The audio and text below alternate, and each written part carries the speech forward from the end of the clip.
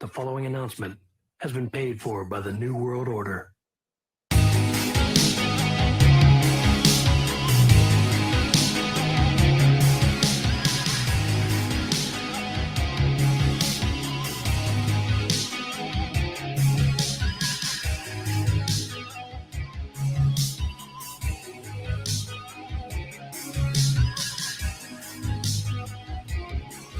Take Three Wrestling Podcast. It is Thursday. It is April the 20th, 2023. We are back in the saddle again, and for some reason, somebody had to bring in the rapist.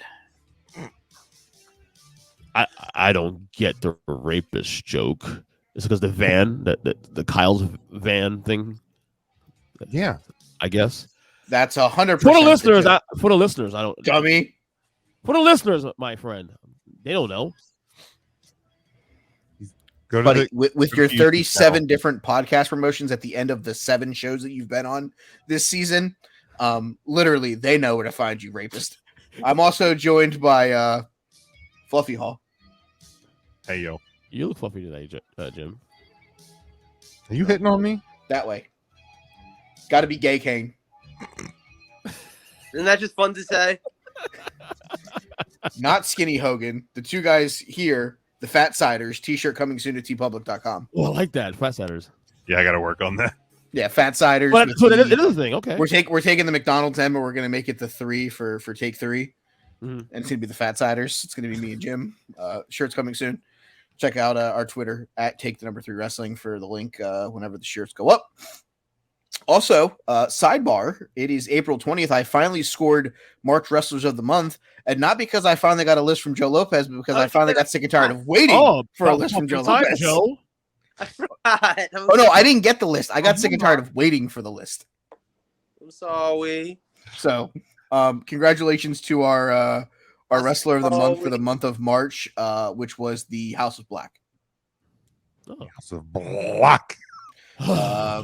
They were first. Powerhouse Hobbs was second. Masha Slamovich was third. Lita and Becky was fourth. Orange Cassidy fifth. Our number one wrestler through the month of March is freshly squeezed Orange Cassidy. He has 35 points. Mickey James is in second. I'm sorry. Orange Cassidy has 39 points. Mickey James is 38. And then there's a tie for third between Theory of Relativity and Sami Zayn, both with 35 points. Powerhouse Hobbs, he's 4 now. Hey, Ernest. Yeah. I know you're not the one that's angry at me about not getting on a list, but I just want to say I'm sorry, Daddy. Oh, Jesus Christ. You can show me your white van. It's okay if you don't got no candy. Dear God, make it stop. Topic hit him. one. Kick him out. Topic one. Kick him Topic out. One. Yeah. Anyway, topic What the fuck just goddamn happened? I think he attempted to hit on both of you in the last 35 seconds. And I know the only reason why he didn't fucking try me was because I know I'd fucking cross-check him the next time I saw him. Jesus. Have you ever been cross-checked into Expo at Bonefish Grill? No? Oh, Open up your mouth and you will. No, I don't hit on Mike because on the off chance it was successful, I would then just get stabbed by Carol. So like it's just not worth it. Also not wrong. She's Spanish. Yes. He ain't lying. Get murdered. Also not wrong. Besides, I got my own mic. That's true, you do. Do you? Mic check. 1 2 1 2 1 2 1 2. All right, so Am I allowed to do this on YouTube or should I like go off screen? Is it legal where you are? Well, our governor. He has a medical card. My How's he rolling? dating life isn't legal where I am. I'm pretty sure. Well, you know what? Then you live do fast, you, take Joe. chances, turn left, dog. You Well, do happy you, 420. Joe. Here's the thing. Shout out Rob Van Dam. It's not like you have your home address on camera right now. You could claim to be somewhere where it's legal. Yes, you Drink can also the hit me up on extra. my Fellow- phone. You could be in Amsterdam for all we know. Nobody knows where I am. By the way, fellow Floridians, did you guys get that 4 a.m. text 4:45, like Dick. emergency Yes. service? Like 4:45, What Dick. you mean the one that I slept through and didn't even know it went off until people started talking about it on Facebook Woke this me morning? up, and I think woke my kid up also to the process. do you know what we're talking about, Jim? Did this make like national news? I mean, yeah, I heard there was some sort of emergency alert thing that went through. Yeah. But I Like, it's the 4:45. weird, yeah, like some old guy hit his life lock and everyone got a text. No, like it was just the Life alert. weirdest thing though. I thought I dreamt it until I started seeing stuff about it on Twitter. And I was like, oh. I literally For sent a real. message, like my friend was like, "Screw you for trying this at 4:45 in the morning or whatever." And I'm like, I slept through it, so I will be no good in the state of an emergency. Please do not fucking look my direction. It was just a test? Yes. It was only a test. Wait, so the place Andrew that Martin. doesn't believe in like science is Whoa, testing out like an whoa, emergency whoa. alert system on mobile devices at Yes, 4 in the morning? yes, because just because they don't want you to be gay, smoke weed, or work on science doesn't mean that they know that Or you have an won't check your abortion. cell Don't phone. forget that one. No, sorry. E equals MC squared, bitch. I'm doing all three. Well, like I said, three quarters of this show live in DeSantis land. So And I'll also tell you that 3/4 of this show will be in Philadelphia, staring at you, rapist. Staring at you. again. They let him- We will know more by the summer. Yo, what if we all Buddy, you told me we would know more about you going fucking 4 years ago. You also better know more about the summer, considering that's when the fucking WrestleMania tickets go on sale. Yeah. What if Ernest is on probation like Marty Jannetty and he just doesn't want to tell us and he can't leave the state? I mean, I wouldn't be surprised. Is it because I'm no? Never mind. Maybe, No, maybe it's we'll like- do that one. No, it's because you're in an area of your home that is called your rapist van. That's why. Oh, okay. Well, that's different. Allegedly. All right. Anyway, let's get to the first topic. Ernest, you're the Roman Reigns of Bill Cosby's. Jesus Christ. God. Topic 1. And hold on. And I chimed in with the same joke that we said on this show last week about the fucking Old Testament outlaws. And the other 4 of those guys literally almost walked off the stage. If you can't handle the heat, get out of the fucking kitchen. Shabbat shalom. We have not been Tell them- canceled yet. So I got one word for you. Saket.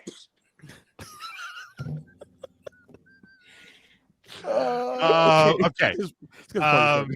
It has been rumored that on Saturday night, June the 17th, AEW's newest TV offering will debut. AEW Collision is the working title until we know something otherwise. CM Punk will reportedly be the star of the show. It'll air Saturday nights from 8 to 10 Eastern time on TNT. He is reportedly also going to be feuding with Chris Jericho when the Michael, show begins. Yes, Mike? AEW Pepsi. Yeah, pretty much. There's been a lot of speculation Flat regarding earther. that there will be a brand split for the show. Really? Fucking talent. I didn't hear that.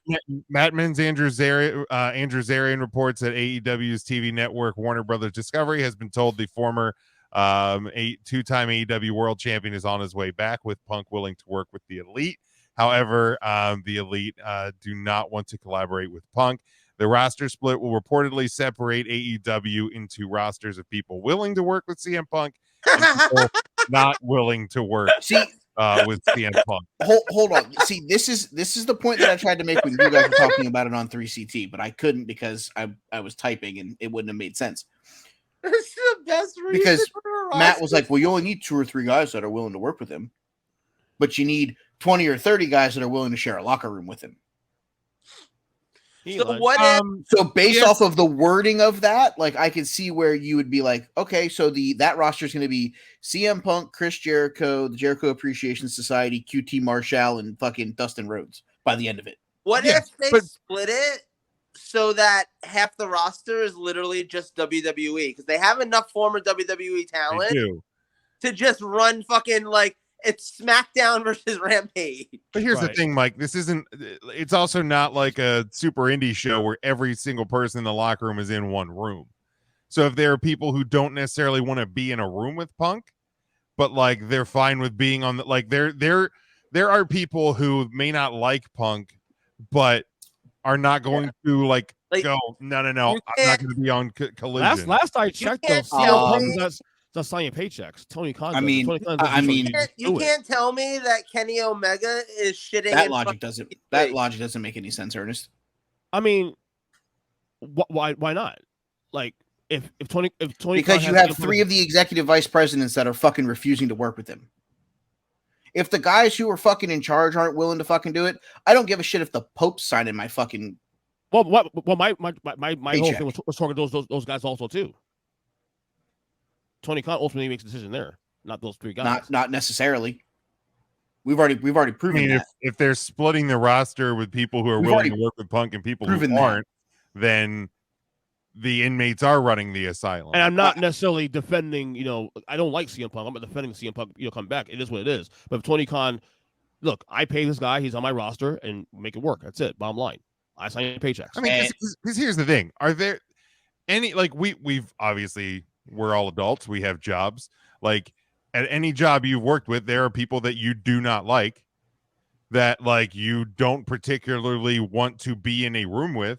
But guess what? You'll do it. I yelled at him on Monday because it's your job. You know what I mean? Like, Are you really willing to potentially lose your job just because you don't like somebody that you're going to be in a room with for a couple of hours a week? But okay, here's the thing too. Remember, this is 1 day a week. Yeah, reportedly. Here's my thought though, right? I get how it could feel like, oh, the inmates are running the asylum if they decide to go in that direction, and it's guys who want to work with Punk or guys who are willing to work with Punk and be around Punk and guys who aren't. And like, yes, it feels a little bit like, oh, that's giving in or whatever. First of all, I'm imagining Phil calling and being like, Tony Khan, can you do something for me? Oh, so my like, God, make it stop. So I'm just saying though, like, what though if this is Tony Khan just being like, hey, 2 birds, 1 stone?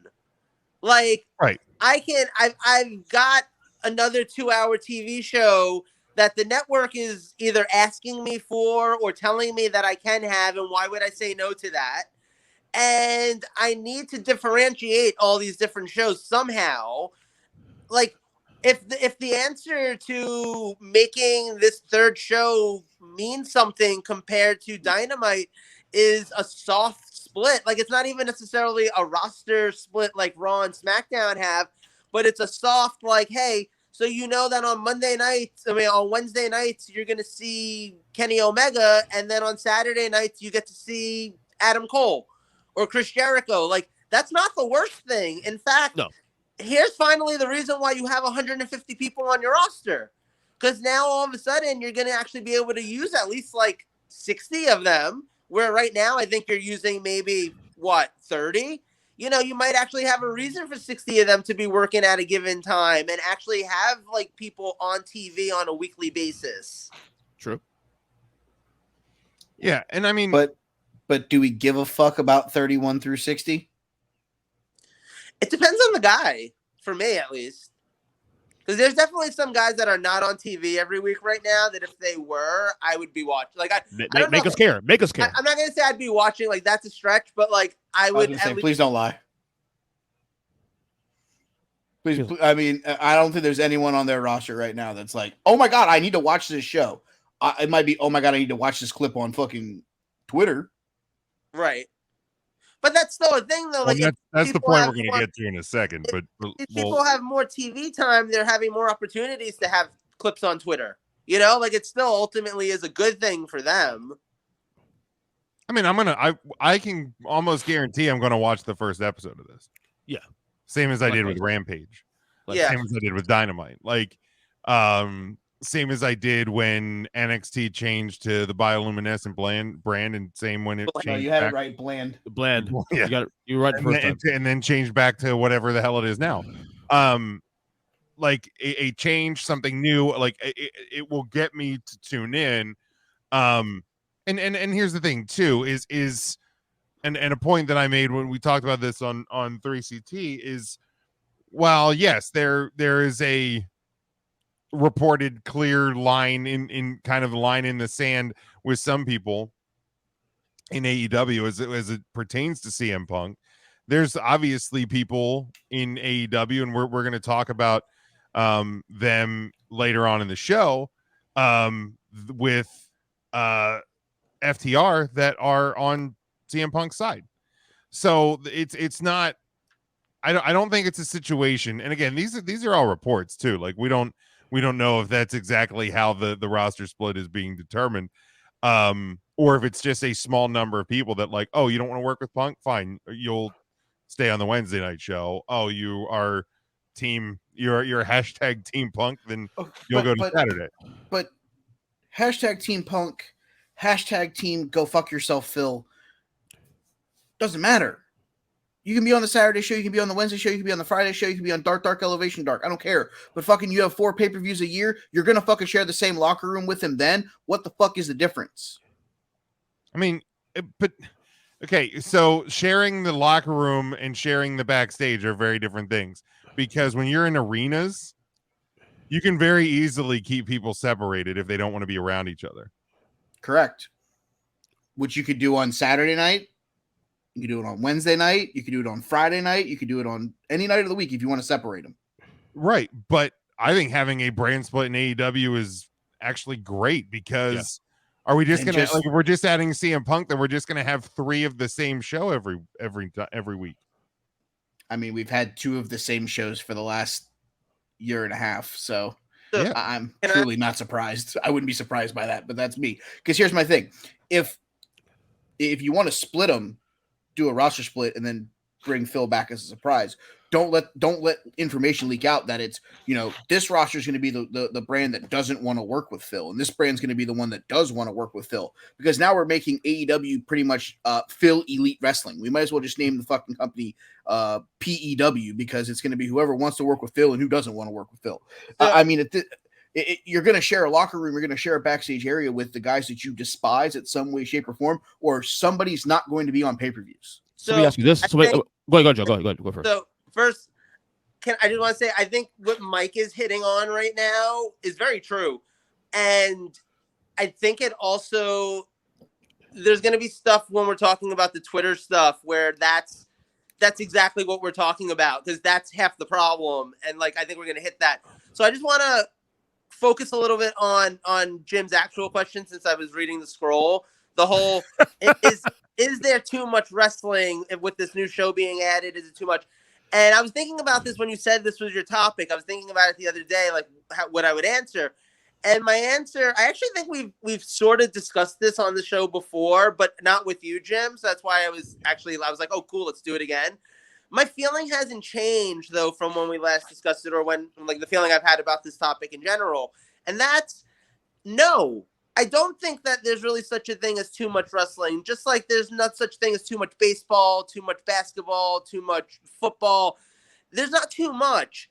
The problem is the fans who convince themselves that they have to watch every single moment of all of it in order to be a fan. Agreed. It's like, Mike's a Bengals fan. Mike doesn't need to watch every single football game that goes on during football season, but Mike will try to watch every single Bengals game that happens during football season. You probably should have went with like basketball. Oh, basketball, a baseball, right? Yeah. Here's the thing. You'll watch the Red Zone channel. You won't watch every minute of every game. Which is it's actually impossible to do anyway. Be honest with you. Like right. Clips of SmackDown. Right. Like, look, I didn't watch this past week's SmackDown. I could tell you everything that happened on it because of Facebook, because of the 5-second scenes that I've seen. I can tell you everything. But you know when I am going to tune into SmackDown? Next fucking Friday, when it's Kevin Owens and Sami Zayn versus the Usos with the tag titles on the line. That's the special one. Is that official? Yeah, that's official. Oh, that's right. Okay. I was going to say 2 weeks, but that's technically 2 weeks because tomorrow night show is week 1. Yeah, exactly. The following week. That's the thing. Like, I'm probably not watching SmackDown tomorrow night, but I am fucking planning to watch it next Friday night. And that's how you get, you know what I mean? It's like, I'm not going to watch every football game, but I'll watch the Sunday night Giants-Cowboys game.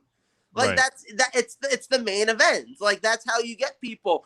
And it's really, to me, it's a fan problem because, and look, I've been that person. I've been that wrestling fan that was like, I'm going to watch every single thing. I'm not going to miss a minute of it. I'm going to, follow every single indie. Like, I'm going to do all that. And then you burn yourself out. Right. And that becomes your fault. If you're a wrestling fan that only watches wrestling and no other content out there. Yes. So what Joe just described is basically the first 4 years of us going to fucking WrestleMania. Yes. Okay. Pretty much. And there's a reason why we don't do that anymore like that. There's a reason why we basically go to WrestleMania. Maybe we're all NXT old now. Maybe NXT stand I can't feel my liver. Yeah. Maybe Um, ROH if we can get out of line. But that's there's an one thing I individual. wanted to back up to that, like in terms of the Punk and the AEW locker room stuff. Okay. Because like at my old job that I had before the pandemic, there was people that I worked with that like I wouldn't piss on their pants if their leg was on fire. Like I fucking could not stand these people. But Yeah. like if I was in a work situation where I had to like go and ask them a question or I had to work with them collectively on a project, like you just kind of suck it up and do what you have to do in that moment, and then you move on with your day, you move on with your life. You're a Did professional. you ever angry type an email to them, or you ever just like Did you ever Absolutely. Did you ever bite one of their legs? No, I didn't. But I was So- never because So I we was can never, tell that we never can say in- Phil is not professional. I mean, I thought that was his dog. Did you ever get I thought he bit bit. by a I thought dog? he. Well, no, wasn't it his was Ace manager Steel. that bit Kenny? It was Ace Omega? Steel Oh, that was bit it? fucking. Yeah. Well, like so He's basically again. having a dog. Well, AEW doesn't have an HR department. My old job did, so that kind of prevented me from biting anybody. Also But not yeah, wrong. like, but like that's the thing. Like, so let's just pretend that like these rumors are like super true, and that like it's nope. I don't want to be in a locker room with that motherfucker ever, fucking ever. Okay, so 4 days out of the year, you put one guy at locker room at north end of building, and you put another guy at locker room at south end of the building. And when guy on south end has his fucking match, you just make sure dude at north end isn't in a fucking hallway. Like it's petty, it's dumb, but it's possible to make it work, I guess is my point. But yes, to the actual like point of the topic, like when is too much, or when is it too much? Is it too much? Because I drew up a tweet when on Monday night, I think it was, over on 3CT, and I said, so this once this show begins, okay, so two months from now, the show's hit the air. This is what the wrestling week on a weekly basis looks like. Mondays are Dark Elevation, Dark, and Monday Night Raw. Tuesday is NXT and AEW Dark. Wednesday is AEW Dynamite. Thursday is Ring of Honor and Impact Wrestling. Friday is SmackDown, NXT Level Up, and AEW Rampage. Saturdays are AEW Collision and the New Japan show that airs in the US, and potentially premium live events. This is just the week in, week out. What is okay, MLW on? What's that? MLW. Thursdays, I think. Are they a thing? I didn't even know if they were still a Like thing. I'm not trying to reels or some shit. But like that doesn't take into account MLW. That doesn't take into account NWA if they're even still a company. It doesn't take into account. It doesn't take into account any GCW shows or New Japan or Noah or any fucking indie show that you're going to go to or catch on one of the streaming services, or then again, premium live events or pay-per-view weekends. Let me know if you ever need a Japanese wrestling company. I know a guy. Okay, I will keep you posted. Jesus Christ, intern Mark. So yeah, like and Joe, I think you made a great comparison that like I don't think a lot of people think about is making that comparison to sport. Or I mean, there's 4 hockey games a night right now for the first every night for the first round, plus NBA games, baseball games, soccer games, XFL, USFL is back. Like we are inundated with sports. If you're a sports fan, like there's tons of sports on TV.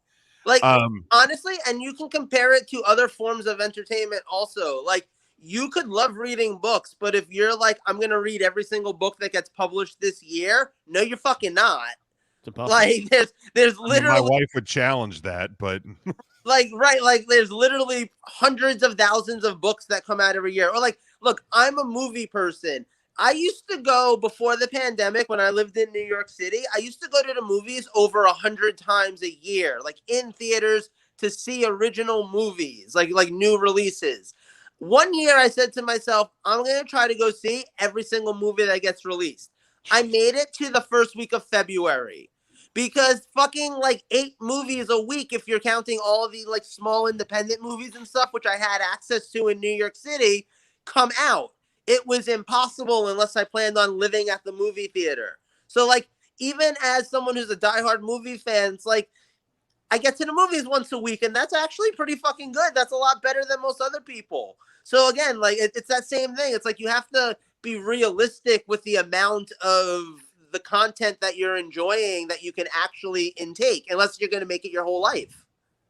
Yeah, and I mean, like, here's the deal. So obviously back Attitude Era, you know, when it was, I mean, we were younger. We had far less responsibilities than we do today. Yeah, but wrestling was only on for 3 hours a week. Monday nights it was must see, be in front of the TV.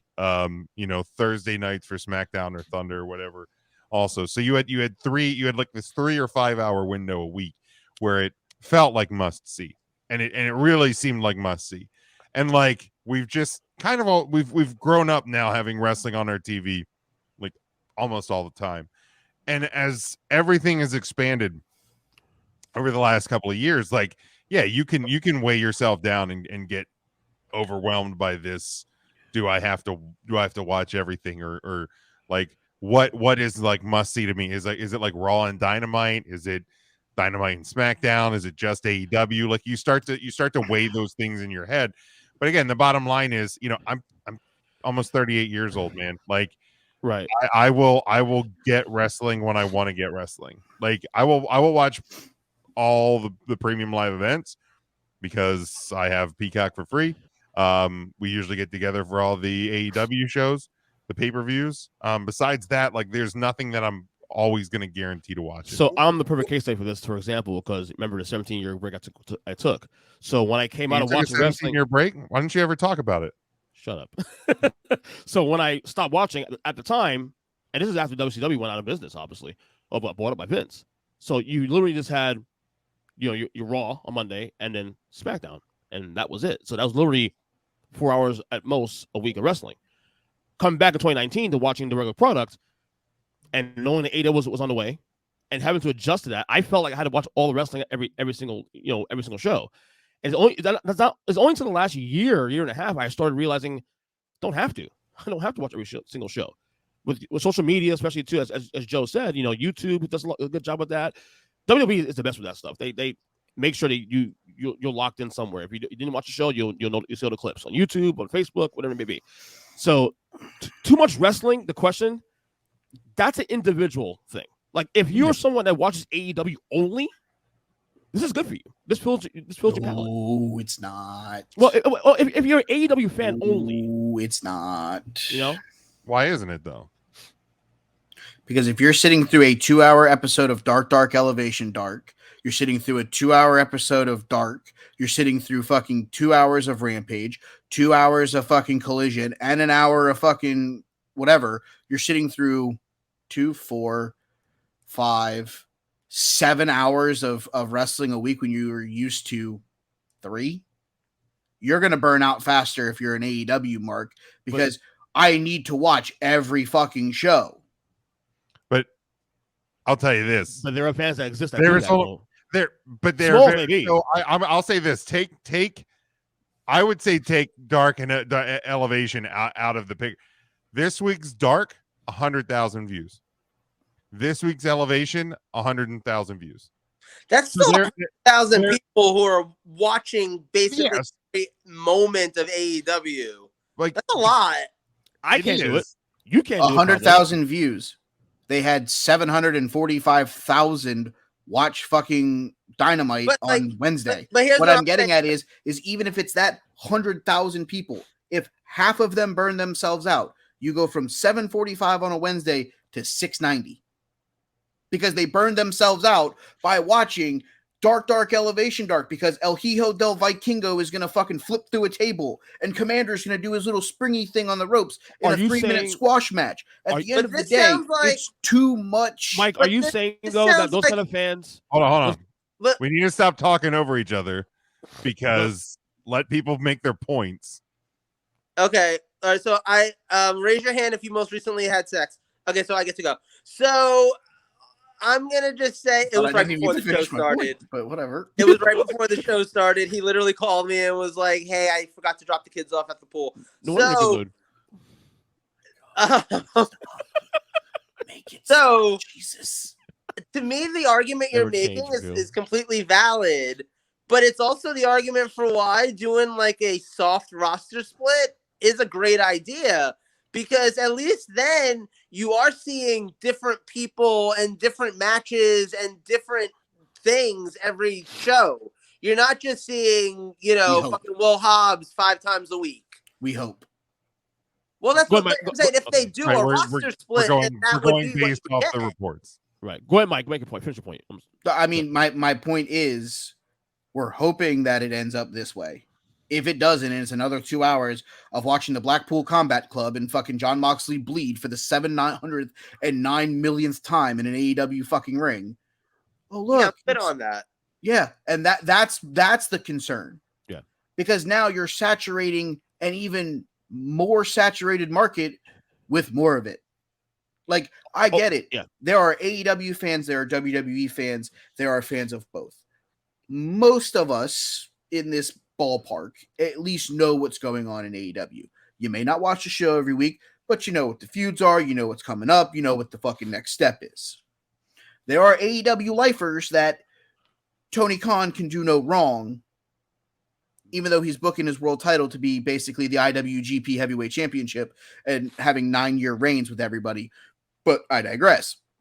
Then there are WWE fans that are on the other side of the fence that Hunter and Vince can do no wrong. Right. My concern here is for the left side of the fence, that is the AEW elitist. And that's AEW can do no wrong. Tony Khan can do no wrong. But if you're watching Jon Moxley in the Blackpool Combat Club for the 4th time in 1 week, instead of splitting the rosters and giving your Lee Johnsons, your Lee Moriartys, your Death Triangle more television time, things like that. That's why I'm sitting here saying I'm not going to be the one that says that, oh, just because it's more, it's going to be a good thing. Because more of what you're already doing is going to burn people out faster, which may cause people to want to take a sabbatical, whether it's 6 months, whether it's 17 years. We got someone who got burnt out on the product literally sitting on this show.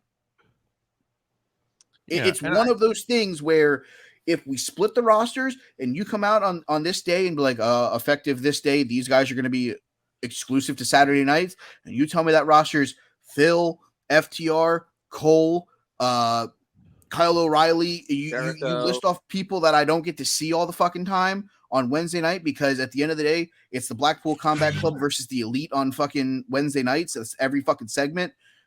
You tell me that Saturday night, okay, now I have a choice. Do I want to watch AEW Pepsi, or do I want to watch fucking AEW Finger Poke McFingerbang, Twinkle Toes McFingerbang? Which one is it? Like, okay, you want to watch Kenny Omega? You can watch his clips. You can watch both. You can watch neither. You can just watch shit on YouTube. It is what it is. Like, but if it's going to be the same thing that you're doing on Wednesday night, on Saturday night, with an extra 2 hours, what's the change? Right, and that's us. That's where, based on the information that we are rumored to have as of right now, and also looking at, I pulled up the AEW's YouTube channel. The last month or so of Dark and Elevation, those shows have been less than an hour every week, so they're not these 2-hour marathon watches. Thank fucking God. But again, all of them have been around the 100,000 mark, which means you've found your pocket for those, but they're not shrinking and they're not growing. So like, I think if there's going to be a burnout from that fan base, I think those are the shows that are going to probably suffer the most, because like it takes more quote unquote effort If would have, you get rid of? Would you get rid of those altogether? Yes. those would be the first things that would get cut. Or would you drop one of them? Absolutely. If you're starting to see numbers really suffer, Well, I'm just because you're You adding a kill 2 those. hour. I'm just saying because you're adding a 2 hour live TV show. Do you just kill one of them outright, anyways? I wouldn't. So I would. Not right now, anyway. Honestly, here's what I would do. I'd kill both of them, to be honest. You're doing 2 live shows a week. Like, there's no scenario where you're recording Dynamite, Rampage, and the Saturday night show in one taping. Like, I know sometimes right now they'll do Rampage after Dynamite. You're not doing all 3 shows. You're not doing 5 hours worth of wrestling to an audience. You're not doing that. They also sometimes right now film Dark or Elevation before the shows. It's part of the reason why I think, you know what? Chop them. Dead. You don't need them. Half the reason why they were a good investment was because you hope to sooner than later be on a streaming service. I don't You were think that's also in the happening middle of a anytime fucking soon. pandemic. Huh? You were also in the middle of the fucking pandemic where everybody wanted new content. Exactly. Everyone was hungry for new content. You needed a place to put a lot of your wrestlers. And like I said, I think they were building a library for a streaming service, which right now, considering that their most likely landing place just got merged and is becoming a whole new thing and is like trying to remove content half the time, I don't think they're adding AEW anytime soon. So I don't think that matters anymore. So you don't need these like random extra 2 hours a week. Honestly, you do Dynamite, you film Rampage before it or after it, however you want to work that. Maybe, they always film Rampage after it. So you do Dynamite, you film Rampage after it. You have a couple of dark matches before the show. That's where you get your young guys to get a little bit of extra work. What? That's where you tape Ring of Honor. Yeah, I mean, that works also. Ring of Honor's before, you do Dynamite, Rampage after. The Saturday show, you could also at least the last one on the Saturday. For me, I hate that because I if I'm going to watch Ring of Honor, I want Ring of Honor to look and feel different than AEW. And just doing like just covering the ropes in purple, like they did for the cruiserweight division, doesn't work for me. Give me a different look. Give me a different setup. But for me, I don't know that I would kill Dark and Elevation at this point. At least not until Collision starts being a thing. And I would. Well, yeah, not until Collision's. Like what? No. But here's the thing. Bye, Joe. I think he hit the hang up button when he was. He hit the wrong button. So here's the thing. For me, I wouldn't kill it until I'm 2 or 3 months into Collision and I can see if numbers are suffering or not. Right, exactly. But if you're still hovering at the 100 to 150,000 a week march with Collision, then why kill it? Because you're getting the same out of the investment. So if you're still getting those viewers, keep it. If those numbers start to suffer, then that's when you eliminate it. So for me, so June 17th, is that June 17th? Yes. Yeah. So is there a reason why it's got to be AEW Collision and we couldn't just put Ring of Honor in that time slot? Probably a contract thing, I'm sure. TNT doesn't want Ring of Honor. TNT wants AEW or TBS. Right. Like, you know what I mean? Yeah, that would be my guess. If I had a guess, I don't know. But I'm saying if I had a guess, because you got a perfectly one has good name value on the network brand already, and the other one is Ring of Honor. Okay, AEW's Ring of Honor. I mean, sure. Oh, I hate that. I hated the fact that he bought fucking Ring of Honor and tried to inject new life into it, but here we are.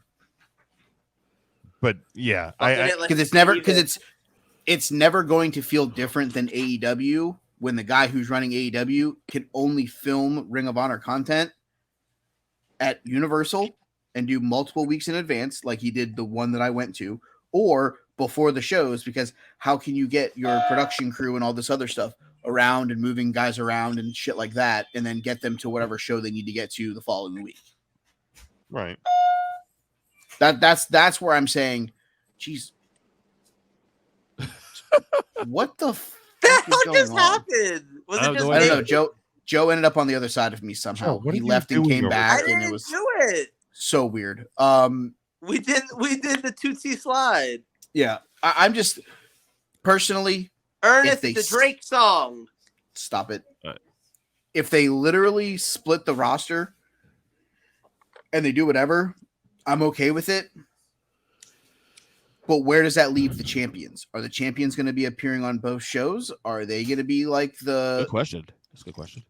Honestly, it would be a perfect thing actually in my mind, because I don't know what you do with the world champion or like the tag champions or the triple tag champions, but like at least then it gives you places to feature like the lower titles where it makes more sense. Like the TV title can be on Dynamite and the international title on the Saturday show, or sure, and you can put the TBS title on whichever shows on TBS, and you can put the women's title on the other one.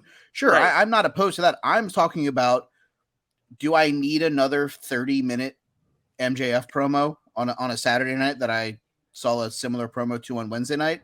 Probably not. I love FTR, but I don't need them wrestling 5 matches a fucking week to like that. That's more or less where my question that like, and those are things that we're gonna have to wait and see over time. I get it. We can't answer those questions right now on this show, but those are questions that I think people have to think about, because when you think about with WWE with their brand split, you know, they have the women's titles, they have the mid-card titles, and they have the champions on both shows. Inevitably, that may change with the draft. We'll see more on that eventually. So it might be something here, but do you put the tag titles on one and the 6-man tag on the other? I wouldn't be opposed to that. Yeah, I wouldn't be opposed. I mean, I'm just, again, I'm dart at the wall, see if it sticks kind of guy right now. Yeah. Because at this point, if the only person that's guaranteed to be on both shows is the guy walking around with the AEW world title, that makes it more exciting too, because Adam Page is the world champion now.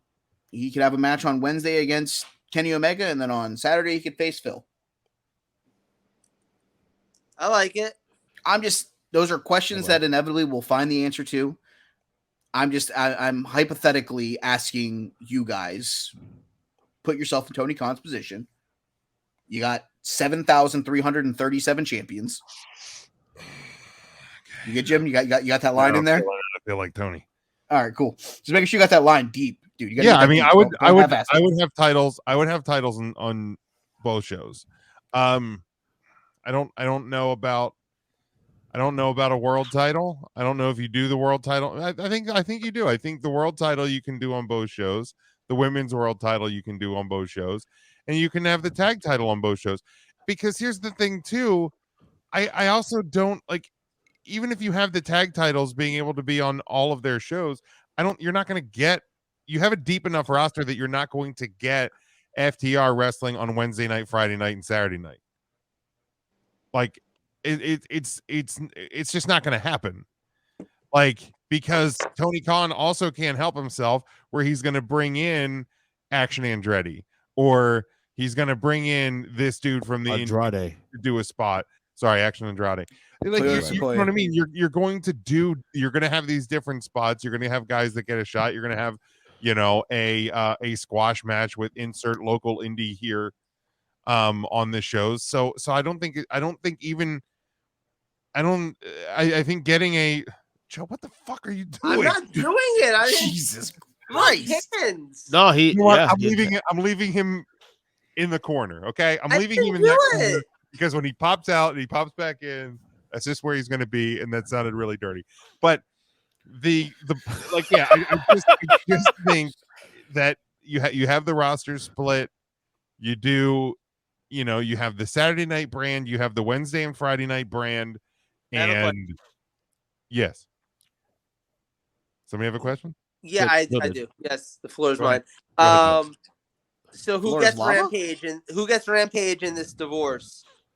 The Elite. I think the Elite gets. I think the Saturday night show. Dynamite brand has 3 hours, and yes, Collision brand only has 2 every week. Oh, speaking of Rampage, listen to this fucking lineup. Special Saturday night edition. We'll hear from the Hardys, Hook, and Isaiah Cassidy, because everybody wants to hear from fucking Isaiah Cassidy. I doubt he gets more than a line in that promo. We hear from that bitch strong champion Jade Cargill. Cool. We get Cargirl? Kiera Hogan versus the niece of Bret Hart, Julia Hart. Hey, it's the Hogan Hart match we were promised in 1993. Yep. 8-man 30 years tag later. match. The Varsity Athletes and Slim J versus Jay Lethal, Jeff Jarrett, and FTR. The fuck are the Varsity Athletes? That's Woods. Josh Woods, Tony Nese, and some other schmuck. See, but I'm not gonna lie. There's one thing you've said so far that I would tune in for. Hogan John Hart. Moxley versus Christopher Daniels. There are two things that I would tune in for. Your main event is what everyone's going to watch. So please tune in at 10:30 to watch this main event. For the Tripla Mega Championship, it is El Hijo del Vikingo versus Dragalistico. I want That's to the see. only reason Spoiler why alert. people are going to watch that fucking show. I and like we need Jeff two- Jarrett. And we need 2 more hours of it, boys. Let's go. Let's go. For the record, because we love to do these in this show, we'll definitely be drafting AEW Dynamite versus AEW. I knew you were gonna do Rosters. that. I knew it was gonna happen. I mean, I knew that. That's so typical, Mike. Little drafts. Little draft. Buddy, here's the thing. Okay. No, I'm we I'm made just it. saying. We made it through WrestleMania. Yeah. We ain't got shit to do between now and Money in the Bank. Wait, Might as well backrash do no some for you, buddy? drafts. No backrash for you though. Buddy, I could give 2 I'm fucks joking. about Backrash. I could give 2 Yeah. fucks about let's change the name of King and Queen of the Ring to Night of Yeah, Champions true. because No, I agree. Roman Reigns is going to hit 1,000 days that day. I I could just give watched. less than 1 fuck. I just watched Jericho versus Benoit from Backlash 2000. Whoa. Oh, Thank you. Bowflex. Any other thoughts on topic 1? No, I'm good. Wrestling. More of it. Part of me wonders that if fans, duration. part of me wonders if fans wouldn't just be happier if they followed individual wrestlers as opposed to companies. Well, we'll talk about fans and their happiness or lack thereof. Fuck 'em. All More on that later. right. Guess it's now. All right, Volano 4, let's go. All right, my turn. Another edition, number 4 edition of Heel versus Face. I have 5 wrestlers here. I'm gonna obviously you know the rules. If one of them isn't Volano 4, I'm out. Don't do obviously. number 1, Volano 4. You got to pretend as if people are here for the first time. So, what are the rules of the gaming, Jay? The game, basically, I'll give you guys a name. I give you guys a name, and you decide whether you like perform as a heel or face. There you go. That's simple. Never mind. Number 1. Okay, ladies, can y'all figure out this fucking lover's quarrel? Get that Q lady. Get that Q ready. Jim. Bobby. Punch him. Lauren, Lashley. punch him. Deck him in the ear. Bobby. Let me in the ear. Punch him. Hey, Amanda, so kinky. Kick his ass. Bobby Lashley, heel or face. Jim.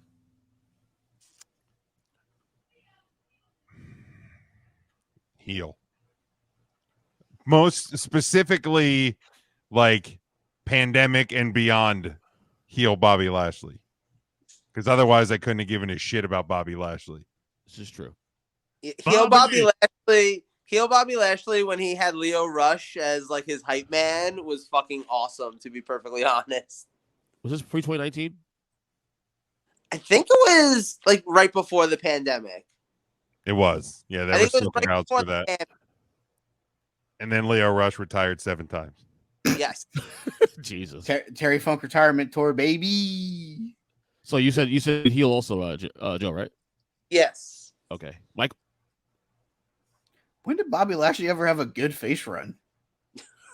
Maybe Bobby. Impact. Maybe a TNA. I don't know. I mean, I'm sorry. For someone who has done 4 of these, you're awful at picking some of these fucking people. I did well the last couple of This them. motherfucker has not had a good face run ever.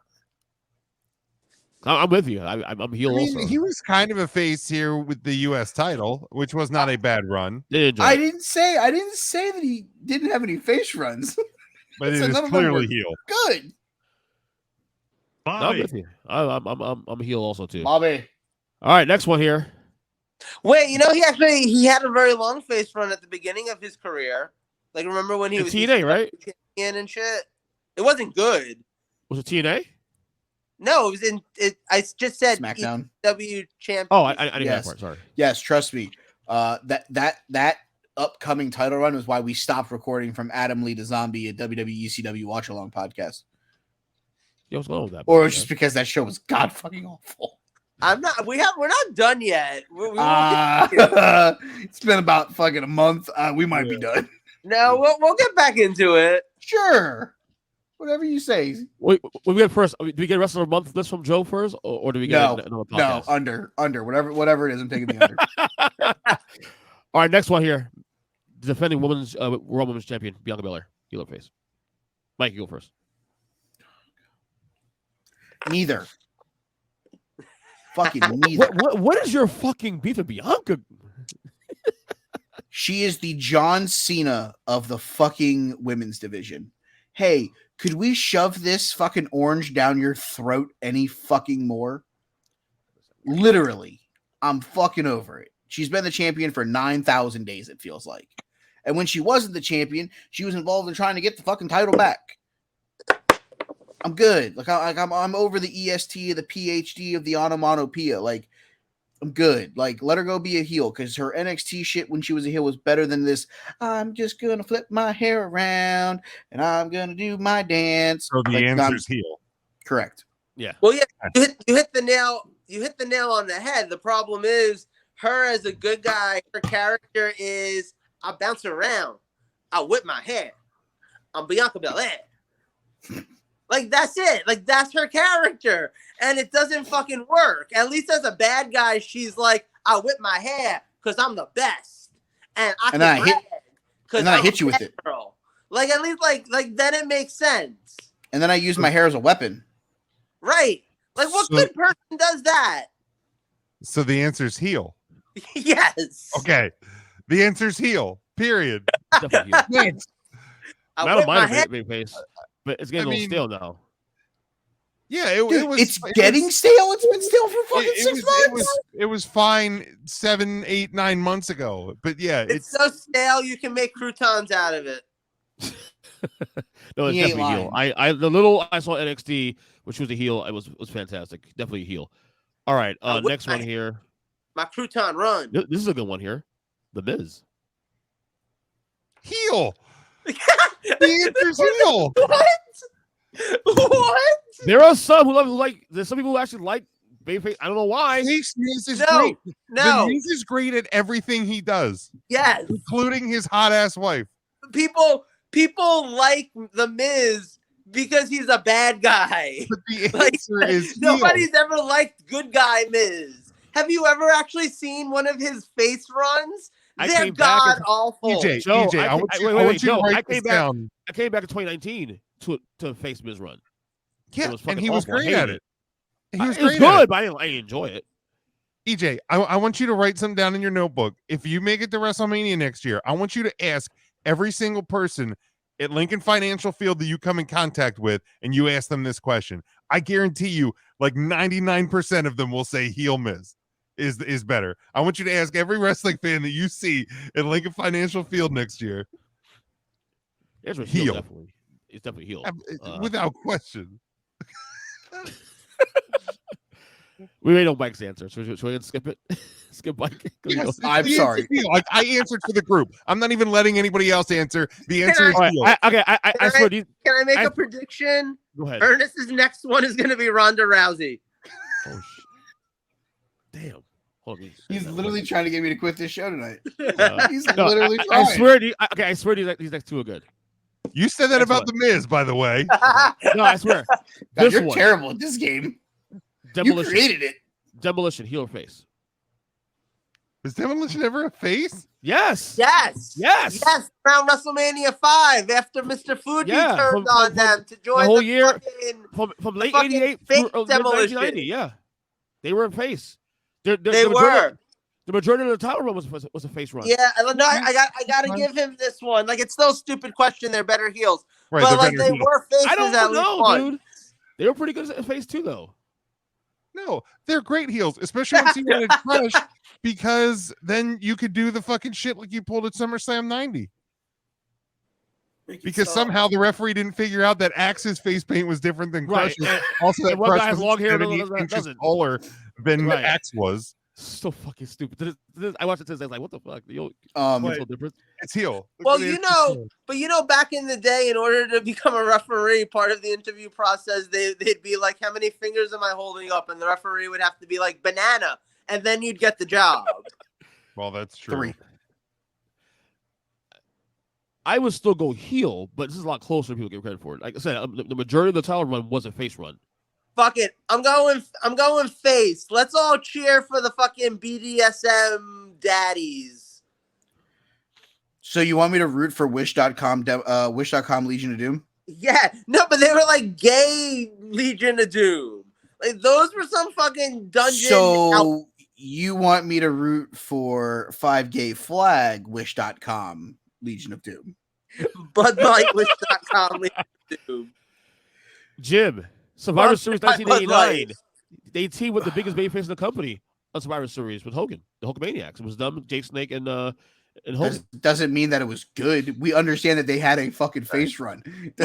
I'll sit here corrected, but I mean, I was also probably like 4 at the time. So just to save you the trouble, Ernest, fucking heel for Jake Roberts too, you moron. If you bring that shit up, we already did that one. It's heel. We did that one already though. Fucktard. Actually, you weren't here. You were on that show. We did that one actually. Yes. That show, that was when Rob came on the show. Actually, we did that one. Joe, for that answer, I give you 5 gay flags. Yes. No, but waiting for Ernest to say Ted DiBiase Jr. He's going to jail. I don't know who that is. Heel. He's going to jail. No, but he doesn't even know who Ted DiBiase Jr. is. I know he's going to jail very soon. No, but the Jake Roberts thing, you weren't here for that show. We actually did that one on the show that Rob came on. And Rob even said that's a lot closer to people give credit for. He was definitely a great heel, but he actually was a really good face too, to be honest with you, Jake Roberts. I stopped listening to everything you were saying like 2 minutes ago. Well, fuck you then. Last one, Sami Zayn. Sorry. Sami Zayn, last one. This might actually be a good one. You saved the good one for the last one. That's what that's what I do. Fuck Bullshit. you, Mike. Fuck Bullshit. you, Mike. You got lucky. Answer the goddamn question. Right out of your ass. Sami Zayn's last one.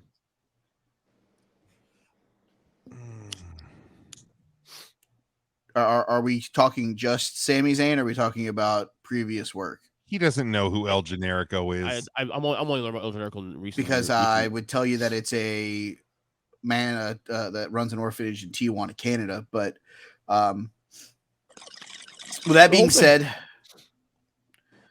you know what? Fuck it. I'm actually going to be the one. I'm going to take face Sammy. Because his face runs have felt more memorable to me than his stupid ass I'm being screwed out of the Intercontinental Championship to then basically being Johnny Knoxville's fucking stunt double at WrestleMania big star. Careful. Don't I just said big star. I didn't say about that. Hey, been there twice. I'm not saying anything negative about Jerry World. I just called it WrestleMania big star. Don't let EJ's wife hear you talk about Sami Zayn versus Johnny Knoxville. No, he'll get punched. Johnny Knoxville. Punch him in the ear. It's right now. Yeah. Wham! So wait, I'm surprised you think that you're picking the controversial answer because face is definitely my answer too. Because everyone will assume that he was a heel when he was part of the bloodline. That's the reason why I said that was going to be my question. Was that a face? Is that a face run or is that a heel run or is that a we don't know? It was a face run and he was trying to fit in as a heel, but that's why that character works so well. That's kind of the way I look at it is that he was the good guy that had to do the things to fit in with the popular people. Exactly. Like you would cheer for him doing the bad things because you were like, I'm just kind of happy that his friends like him now. So here's the deal. My answer will be whatever that run is. Okay. If that's a heel run because the bloodline are heels and he was with them, then my answer is heel. But if you're saying I tend to agree with you guys that it is probably more of a face run because yes, he was a face trying to be a heel. then I would say face. Let me ask you And a this: lot of take away, times take away the entire feelings. bloodline. Take away the entire bloodline storyline with him in it. Then I would say face. Okay. I would I 100% say that face is where because I he think is. his Still work. Like Mike was just saying, the everyone's out to get me stuff. Like he used to get X-Pac heat from me. Yeah, I go used to away. channel. Yeah, when and his he would be NXT on. his NXT run when he was a face and feuding with KO whenever they fucking split up the first time. Like, yeah, give me all of that face run. I mean, like, look, dude, like you said, as people who can talk to El Generico, like literally, I have his phone number. You know, I don't. I wish. I don't. He doesn't take collect calls, but he was literally the best face in the indie scene for about 6 years. Nobody could touch him. He was the fucking Hulk Hogan of that shit. Like he is 100% one of the best faces. I'll go face too. But keep it 100. All right, Conan, fucking relax. Viva las tacos. Viva las ice cream. I'm joking. I'll say Baron Corbin. Jesus, I'm already done. So, which again would be heel. So, has he ever been face actually before? I never seen him. Yeah, Happy Corbin. Yeah, that was a face run. That was still heel. That was a run. No, his NXT run was the face. He was kind NXT. of a NXT. I guess a little, yeah, when he was just running through people with a. But that's the thing. He wasn't a face. He wasn't a heel. He was just a guy who was kicking people's asses. Yeah, he was just a dude. He kind of just looked like the bouncer at a fucking white people club. I work for Chili's. I am the bar back. I like to hit people with chicken wings. Sorry. What? I remixed Baron Corbin's NXT theme. Can we call this the musical episode? I mean, Breaking Point ain't bad.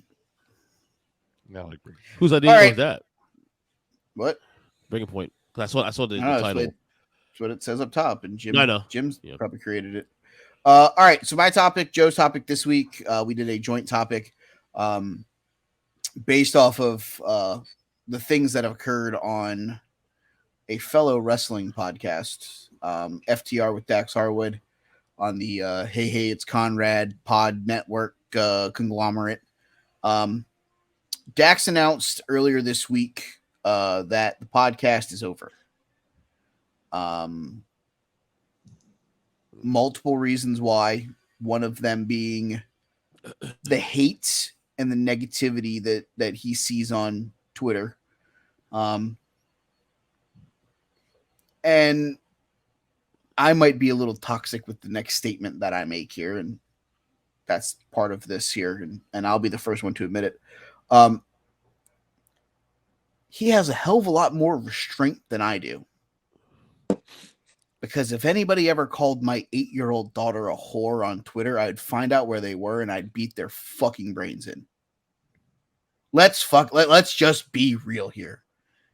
The fact that guy had enough restraint to just ignore that is a godsend to that gentleman. Because at that point, I'll see you in 35 to life, because at that point, I'm probably fucking killing someone. Let's be real. And yeah, I mean, I mean, I think when you hit a level of fame, I mean, for example, he has 393,000 followers. He's like, I think when you hit that level of fame,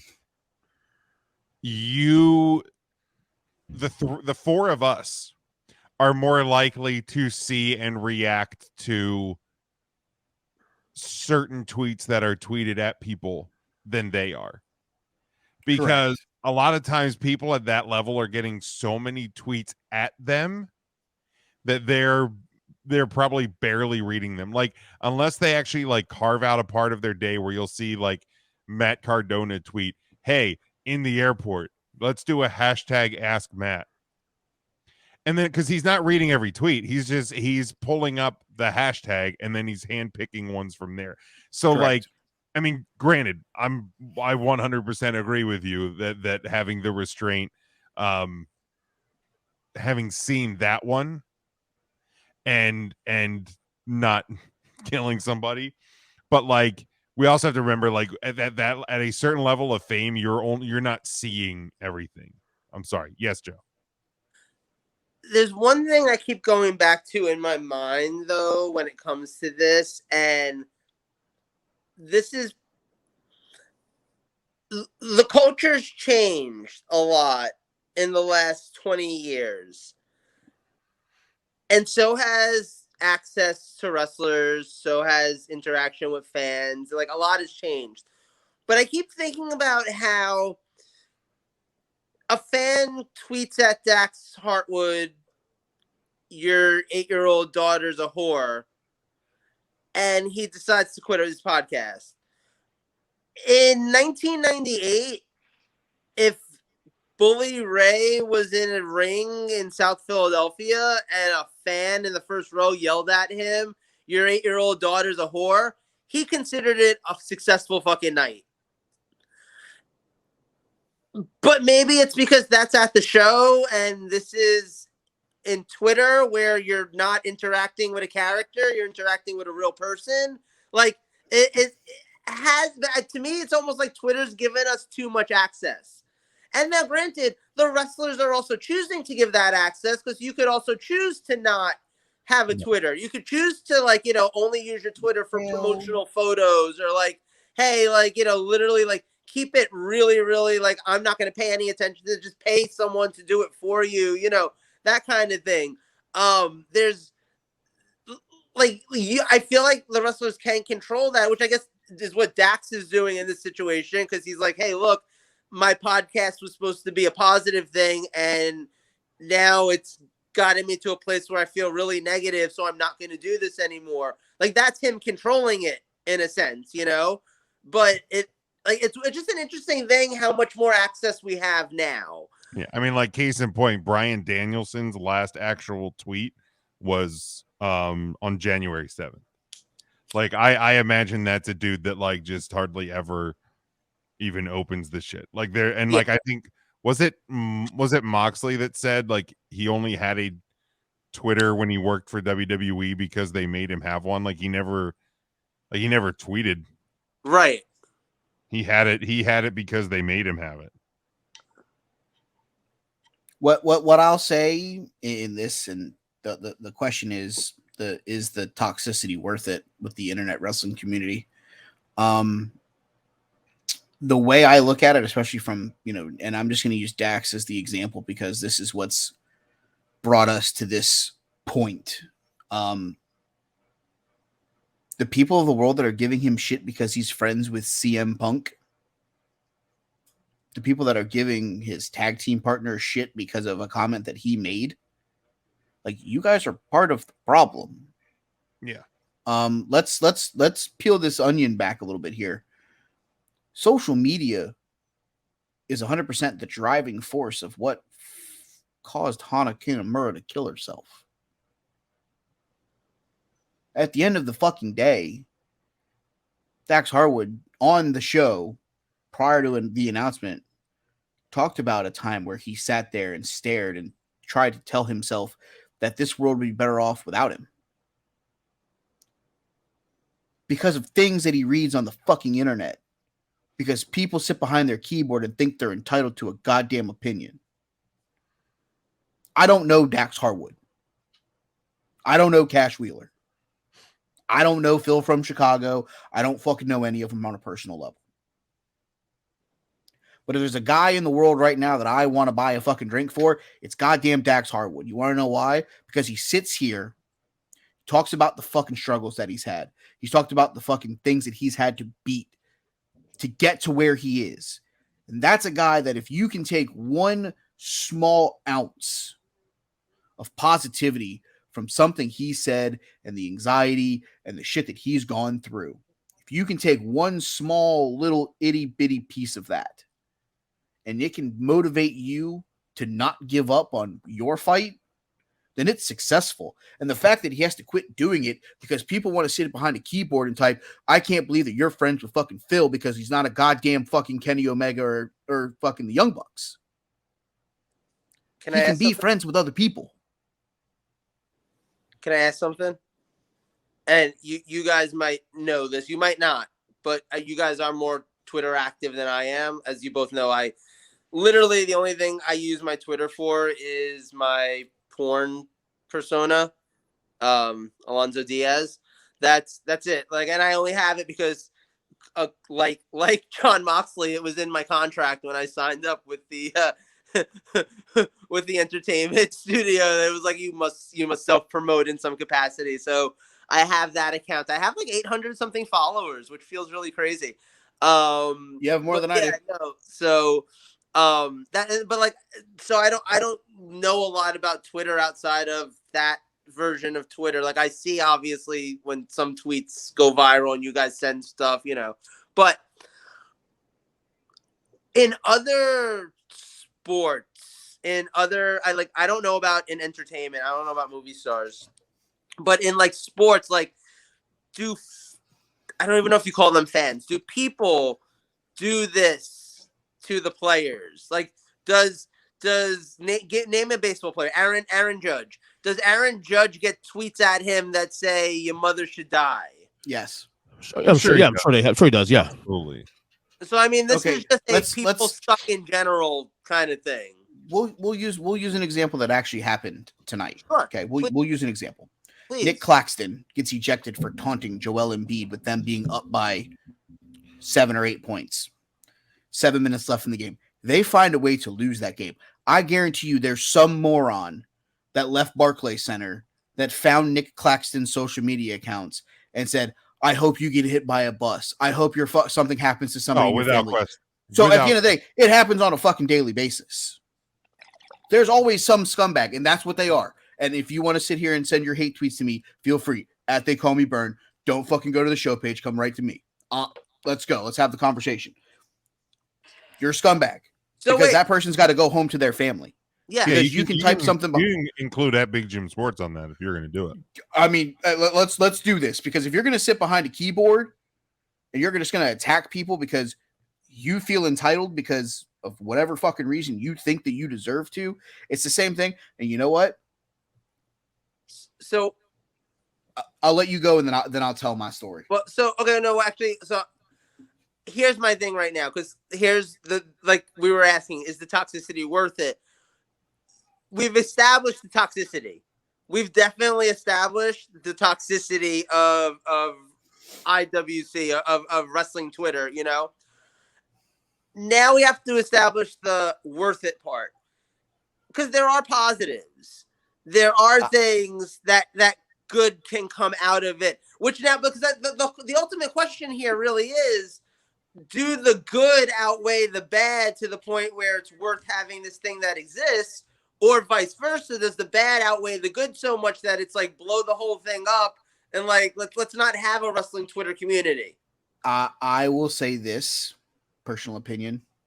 Anyone that wants to disagree, feel free, send me the tweet. We'll talk. I like talking. If I can let one person have something good from something that I do out there that may impact their life on a bigger scale, I'll take 10 negatives. Using the Dax Harwood argument, I want to leave the wrestling community and the wrestling world better than I found it. If Dax Harwood coming out and talking about his anxiety today and taking the appropriate steps to take a step back and go, I need to get myself under control. I need to get this under control. I need to stop letting these people get to me, this, that, and the other. If this is his step, if that saves one other person in some way, shape, or form, whether it be, hey, this great professional wrestler that I watch every Wednesday, every Friday, every Ring of Honor, if that guy can pick up the phone and call a doctor and go talk to someone, go see a therapist, go talk about his problems. If he can do it, I can do it. And if that saves one person's life, the 65 hate tweets that'll get from the little egg emojis because they don't have the balls enough to put a picture of themselves as their actual fucking photo. Because if Russian they did, bots. The fact of the matter is that those people would fucking not be able to find jobs because their LinkedIn profiles would be fucking rated like this sort of fucking Damocles. So they have to put the little egg picture because they're too scared to put an actual photo of themselves. If Dax Hardwood saves one person with what he did today, it's a fucking success. So yes, I think that the toxicity to any extent is something that you have to deal with. Is it worth it? I think from on their side of it, with when you have 350,000 followers on Twitter, if 100,000 of them are your haters, it's the Chappelle Show. It's the player hater ball. Hate, more hate. But if the other 200,000 people are your fans, and one of them picks up the phone and gets the help because of what he did today on the show, you have to say it's a success. It's worth it because that impact is generational now. That impact that happened today, and I'm like, again, I'm using Dax because this is what brought this to the forefront. If one person picks up the phone and then they tell their friend, and then their friend picks up the phone, and it's a trickle down effect. And now this thing has affected 35, 45, 55, 100,000 people. You can't take this as a loss. The reality of the situation, though, is social media has become very opinionated, and social media has become very, if you don't believe in the same thing that I believe in, that's a problem. And I think that as a country is a problem. It used to be harder to see people hating on a fucking rainbow on a Bud Light can in the 90s because Billy Wayne and fucking Jimmy Joe weren't accessible on social media because social media didn't fucking exist. In 97, it was a successful night for Bully Ray. Because it happened in Spokane, Washington, or Hackensack, New Jersey, and the next day he went to New York and didn't know that fucking John in the first row was the one that called his daughter a whore. He moved on from it because it wasn't something that, you get to look at that tweet.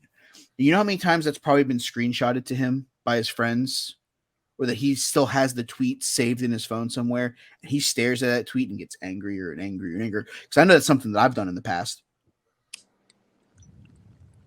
The fact that it's more accessible staring at it today because people think that they've earned the right to say things about this because they are who they are. A, that's the most moronic thing I've ever heard in my life. But B, the ability for people to just run their mouth behind a keyboard, it's more at your fingertips. And I think that's the problem. Late 90s, that wasn't a thing. Now it's the standard quo. And it's a sad state of affairs to me, to be honest with you. It's borderline crazy, the fact that fucking nobody's held accountable for the things that they say on social media. I mean, I'm sorry, a guy literally calling an 8-year-old girl who's had fucking multiple heart surgery is a whore online because you don't like the things that her father said, or you don't like the fact that her father is friends with fucking Phil from Chicago. Guys, I don't know if you listen to the front half of this show. I'm not the biggest Phil from Chicago fan in the world. I loved him whenever he was in Ring of Honor. I loved him at the beginning of the AEW stuff. But it wasn't the all-out brawl that made me not want to be a Phil guy anymore. It's the fact that I feel like Phil is holding on to the pipe bomb situation and has not been better in ring since he came back. He's gotten worse in ring because he's gotten older, and it's not been good. But he's still being shoved down our throat because Tony Khan is paying him the money to be on national television. But Phil Brooks, the person, I have no qualms with. Dax Harwood, the man, I have no qualms with. I love what those guys represent as human beings. And the fact of the matter is that some random soul can sit here and talk about somebody else's child and have no ramifications for this. It's ridiculous. outlandish, and moronic. Yeah, I mean, look, if you followed me on social media for 10 minutes, you know how I feel about the guy who used to be the most recent former president of this country. Your tweets are on a roll these last couple of days, by the way, Jim. Holy shit. But like, here's the deal. When people tweeted at and talked about Barron Trump, or when people talked about like the Obama kids or the Bush twins, like, look, you can get mad if you want to get mad at Don Jr. That's a hell of a lot different than getting mad at a 13-year-old who didn't get to choose who his parents are, and you don't know anything about besides the fact that his parents are who his parents are. And we don't know how his parents treat him. We just see what his parents say on fucking right mainstream media. You know, so the minute that you as an adult are saying anything to somebody about their kids or just tweeting about kids, like, man, you're doing it wrong. You're doing a lot of things wrong. You know, I'm not always the nicest on social media, but there's also a line. Like, yeah, I will address things to or about an adult personally. Sure. And yeah, it gets charged up. And like as a sports fan, I mean, I get you know, I get passionate, but I'm not sitting there tweeting at insert athlete here. Dak Prescott. Yeah, I'm not tweeting at the people. Like, because first off, they don't fucking care. Like, but the more that you tweet at them, it's going to impact them. Like, they don't necessarily care that some dude in Hackensack, New Jersey is mad that he threw an interception.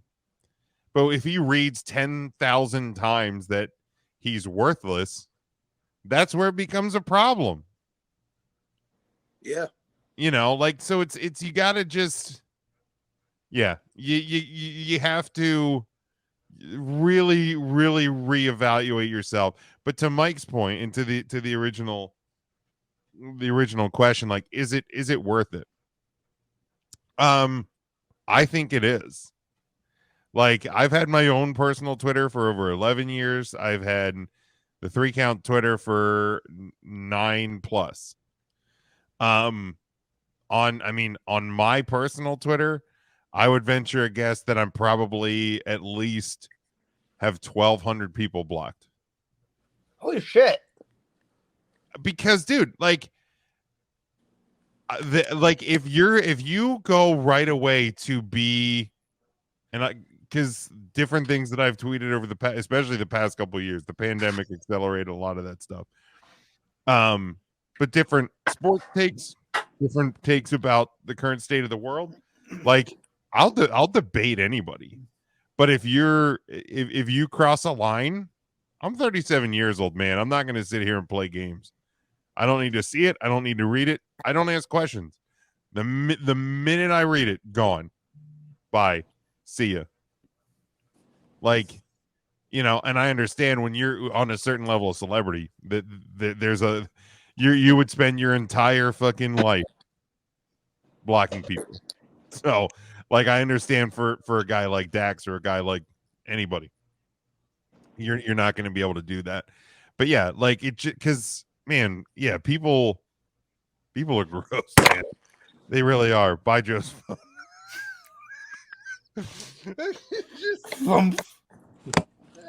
Only Joe. I was eating spaghetti. Knees weak, arms are heavy. The old midnight spaghetti, huh? Oh shit, it's midnight. So the story that I was going to tell. So there's an establishment Please don't fall. Please don't fall. There's an establishment that I've become near and dear to. Get down. At said establishment earlier this week, Nobody wants you. there was a party of 12 that walked in Go. after their play at the local talent place. All of them over the age of 65, all of them female. Okay. Bye, Joseph. I Literally. So literally, they walk in. First thing out of their mouth, we want 12 separate checks. Okay. Then it was, well, I got an email about a lunch menu. We don't have a lunch menu. You know, there are some specials that, you know, is being emailed around right now. So you have one of them talking about that, and then you have another one yelling over that one to talk about something. You have another one yelling over them. Server does a great job of pinging them around. Goes ahead and gets them their drinks. She brings two of them a coffee. Then two more want coffee. She brings those, and two more want coffee. Like, you can't just put your orders in at one time. You have to be extremely difficult.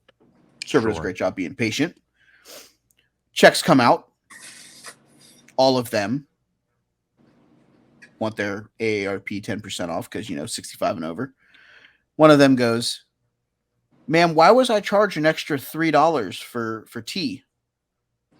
"Well, ma'am, because you had 2 teas and there's not free refill on hot tea."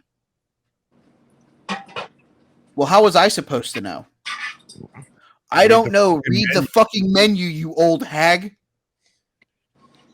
Instead, it turns into a yelling match about how the customer's always right, and where has that gone? See, the customer is always right. Customer's not always right. The customer is always right left when you habituously fucking sat here and murdered it in this example. You drank 2 teas, you should be charged for 2 teas because there are no free refill on teas. Oh, no. I mean, not to interrupt, but I'll go one further. The customer is not always right. No, the customer's almost always wrong, in fact. I love telling customers when they're not right. It's my favorite thing to do as a manager. Like a manager, a cashier, anybody gets to make a choice. Am I going to oblige your mistake? Mm-hmm. You just make it off the counter. Like, or not? And like, so if somebody says the word "the customer's always right," I guarantee you that manager, that cashier, etc., is going to like not oblige to you. So 100%. They proceed to badger the server to the point to where the server looks at them and goes, "I will go take the tea off of your bill. I will give all of you your AARP discount. And if none of you feel that I deserve a tip, please do not fucking tip me." You've driven your server now to say words that no server should ever want to say because of the way that you guys have acted, but you think that you're right because of a $3 tea. If that $3 is so important to you, feel free. I'll take it off, and don't tip me because you need that $3 more than I do. Like, I wish those type of people just never went out to thank you, because the entitlement that the 12 of them, and not all 12 of them, there were a couple of really nice ones that as they left looked at me and apologized and said, "Hey, can you tell our server that we're very sorry for the fucking people that gave her a hard time?" And I said, "Ma'am, I will do my best." Right now she's in the fucking back in tears because your friend's a fucking asshole. I guarantee I didn't say asshole, but whatever. I guarantee those people are the ones that, while driving to a restaurant on a Sunday after church, would complain about places being open on Sundays because 100%. it's like immoral or something. 100%. So literally, remember the days when things weren't open on Sundays? Yeah. What am I going to get to eat on my Sunday dinner out? Yeah. So literally, my thought process to this whole situation and wrapping the story up is, just because you feel that you're right doesn't mean that you're right. I think Ernest fell asleep. No, he blinked. I saw him blink. Looks like a black Stephen Hawkins over there. No. Jesus Christ. Wow. Wow. We're talking about is the IWC too toxic? Is this show too toxic? Yes. Okay. Just making sure. Yes, So it is. I'm Literally allowed to be toxic. I'm gay. That's not how this works. That's 65-year-old. totally how this works. I No, don't think no. that's how this works. The gay You know what? You want- community is just toxic as a whole. No, do you want to become the 13th really? member of that party from Monday, you old hag? Toxic. Do you want to become a 65-year-old grandma? Because you can join that party and go see a play with them next week. Could you imagine Joe at Fucking 65 hags. plus years old? Oh my god. No, I can't, and I don't want to. Literally, though, my point is the people that are sending these tweets in the IWC are the exact living embodiment of those 65-year-old women that were at the restaurant. They feel because, you know, they lived however many years of their life, they have a right to say something. You don't. You don't have a right to say anything. You haven't earned a right to speak about something that you don't know, and you haven't earned a right to talk about someone that you don't know. Especially when you're wrong. So at the end of the day, the fact of the matter is I'm sorry. I don't think that wrestling Twitter, like, I feel like there should almost be a redemption button. Like, hey, this guy's a douchebag. Let's find his fucking LinkedIn and, you know, tell his job that he's talking about fucking people's children and shit like that. Let's because at the end of the day, we did it with wrestlers that we actually liked. Fuck around, find out. You know, there are plenty of wrestlers right now that people actually enjoyed watching perform inside of a wrestling ring that are, Jim, hit the soundbite. Oh, Horrible human being. There's plenty of them. And guess what? They don't get a pass for being horrible human beings. So why should you get a pass because you're sitting at a restaurant thinking you're entitled to something, or you're sitting behind a fucking keyboard thinking that you can say things about people's families? Great job painting yourself out to be terrible human beings. yeah. I don't know. Is the toxicity worth it? Like I said, if what Dax Harwood did today saves one person's life, yes. But for every one person it saved, it drove Hana Kanamura to do what she did. And that's the things that people have to fucking remember. I mean, and here'll be my last little thought on the topic is it worth it? I think has to be an individual choice for each and every person. Correct. Because, like, I mean, there's a couple people I know in like the wrestling community that have like recently deactivated their Twitter. I think maybe even because of all the stuff with Dex. Will they be back? Probably, but they need a break. They're like peacing out. They need a break.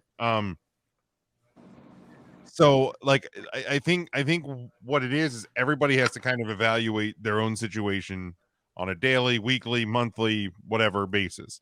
And if you decide this week that like, yeah, this place ain't for me right now, boom, you can deactivate it. You can just delete the app from your phone and like, you know, delete your bookmark that like your muscle memory on your web browser takes you to. Because like that's the thing, like even if you like, because say I don't want to delete I don't want to suspend my account because then if I forget to reactivate it, then it's going to be gone. Blah blah blah. So like literally delete the app off your phone, take that bookmark away, eliminate that muscle memory that allows you to go to those places. Yeah, like, and see how much better your life is. So evaluate the situation. For me, I love Twitter. I love the community that I've created with my account and my social media, the podcast accounts. And I love interacting with people. If there's somebody that says things that makes you not belong there, you're gone. So like I don't it doesn't, or like I'll mute an account if I see them say something terrible.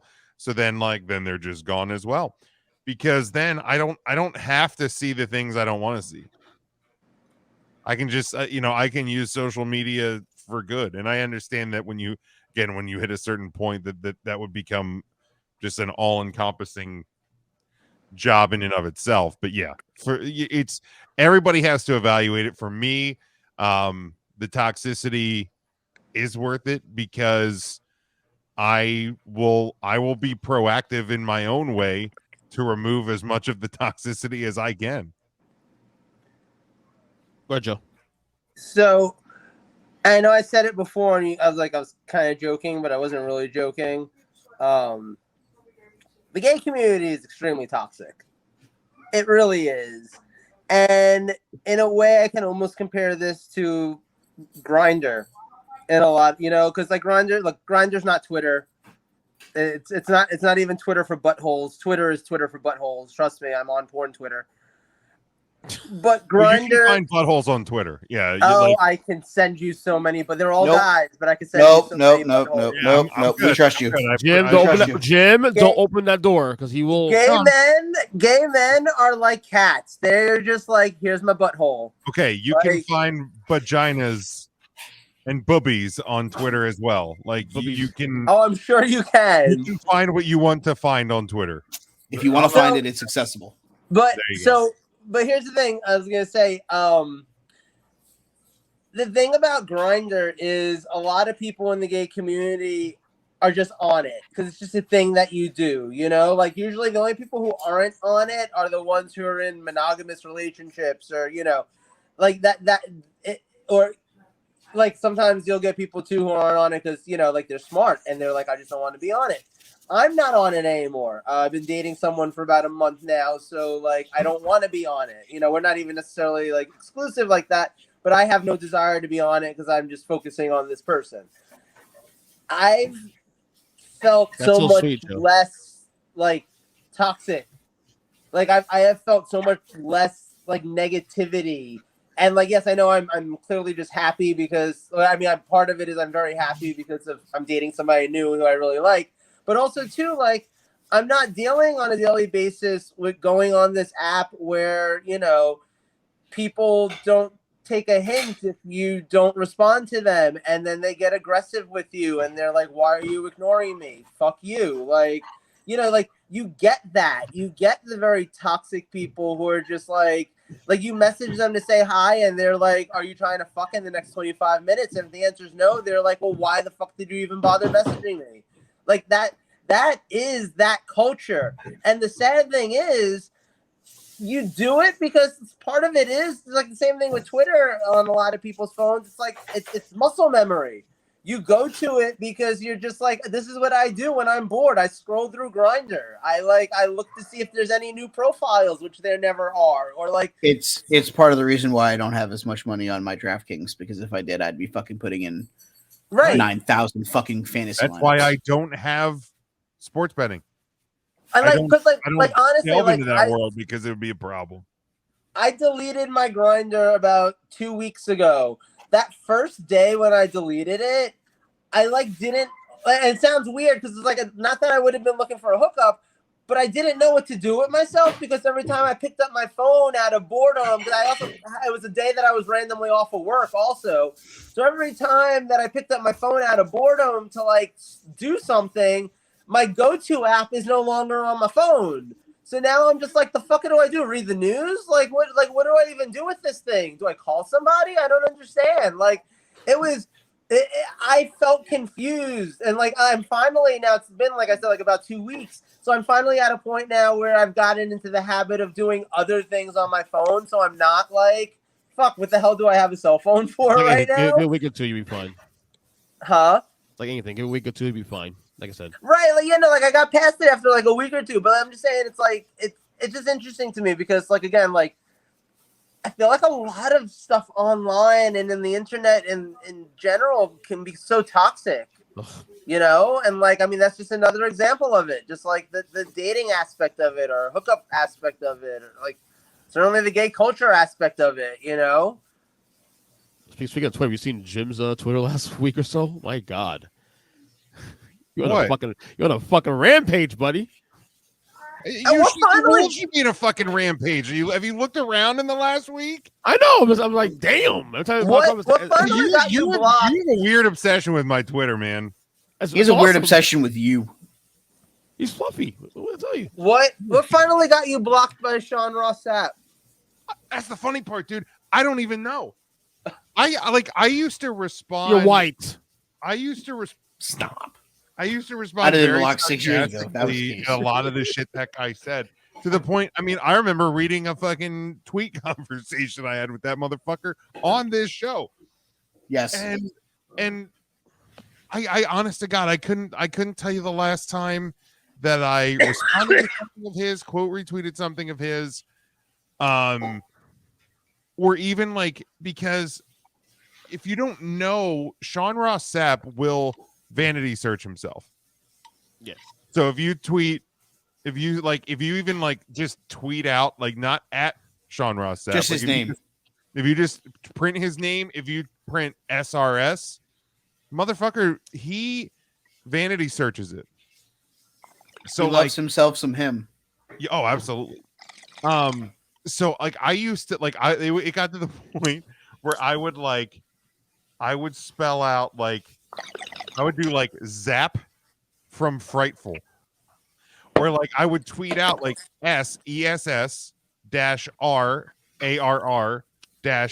-ESS. So it was clear who I was talking about, but like he wouldn't be able to like vanity search. But even like I had, because I had followed him, because again, that dude, for as soft as he is, is one of probably the best and most reliable in that like circle of wrestling, quote unquote, journalists. I'd put him in the top 3. Yeah. But like I unfollowed him because that dude lives for drama, searches for drama, creates drama. So like I stopped following. I still follow Fightful, because I can get the news from there, and because anything he tweets, it's gonna go up on the site. So that's where I get the news. And then all of a sudden I kind of noticed, because like people that I follow will like retweet Sean Ross Sapp, and I was like I hadn't really like consciously thought about it, but there was something. I guess he tweeted out Monday about wanting to do like a mock draft, like collaborate with people to do mock drafts for the WWE draft. And Ryan from 3CT replied, "You should do one with at Big Jim Sports," right? So I saw it on my personal page, but like it didn't like come through on, because I use TweetDeck on my computer, so I have all of my feeds in one place, and it didn't come through on the 3Count account, and I was like, wait a goddamn minute here.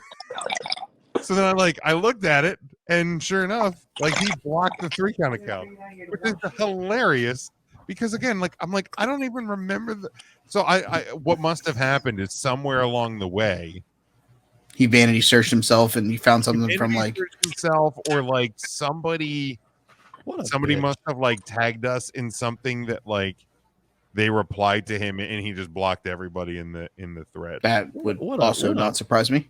What a hey Jim, you got one of those news sounders? Oh yeah, I can do that. DC.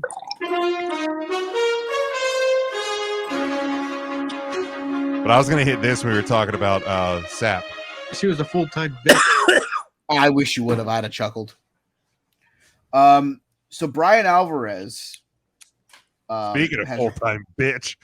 Yeah. Go ahead and hit that one if you want. Yeah. She was a full-time bitch. Alvarez stated, quote, "It looks like some of the people that were supposed to debut right after Mania will appear in the draft instead."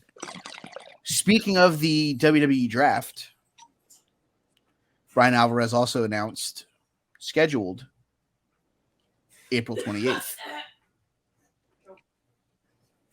So like next week. Yeah, next week. So next Thursday, a draft night, boys. Nice. So here's the deal, Ernest. Are you going to be a draft night? Exactly. It's another reason why it makes perfect sense. Ernest, will you be on the show next week, or are you out? I will be here next week. Okay, so I swear to fucking God, if you stick me with fucking Ernest, I will hunt you down. Oh, shut No, the fuck no, up. no. Hold on. You guys weren't letting me finish. There's 4 of us. There's only 3 brands. So, for next week's draft, the 3 of you will be drafting the brands, and I will be the commissioner for the draft. Oh, like that. interesting. So, any trades, any things like that, I will be the one that makes the formal announcements. And then I will also make the formal announcement of the draft picks. And I will also be coming up with the pool of talent for NXT. Okay. Because it's been noted that NXT will get picks, but it will be from a certain pool of people. So I will come up with a list of. Oh my God, did they listen to our show last week? Wasn't that everything that I pitched about the draft? I mean, I thought that was already pitched, but whatever. I don't care. Whatever. Basically, I'm going to come up with a pool of guys. A lot of the roster will be eligible to move to NXT. It'll primarily be like the champions and the Usos, basically, that aren't going to be eligible to be moved, like the Bloodline and things like that. I will come up with a pool for NXT. Now, because I think that this would be the funnest way to go about things, I'm gonna pick a number right now in my head. Okay. 1 to 20.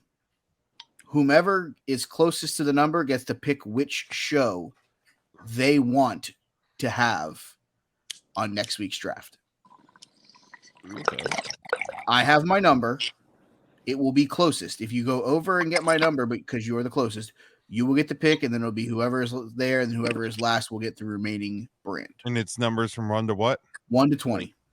13. 11.